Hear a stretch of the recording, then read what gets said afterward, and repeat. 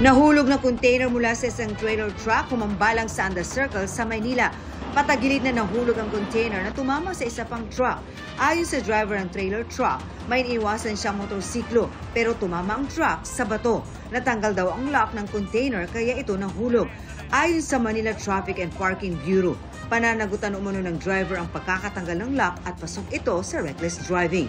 Habang nakahambalang ang truck sa kalsada, bumigat ang trapiko lalo ng rush hour.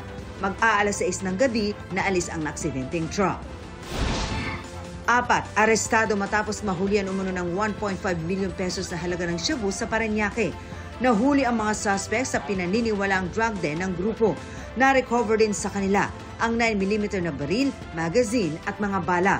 Inaalam ng Southern Police District kung dating miyembro ng Intelligence Service of the Armed Forces of the Philippines ang isa sa mga arestado. Wala pang pahayag ang mga suspect.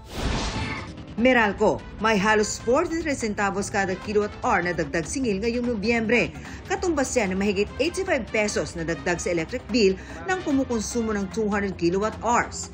Ayon sa Meralco, bukod sa tumaas na demand, humina ang piso na nakakaapekto sa singil ng mga power producer pati sa liquefied natural gas terminal fee at mga buwis at iba pang mga bayarin. Para sa GMA Integrated News, Marisol Abduraman, ang inyong saksi.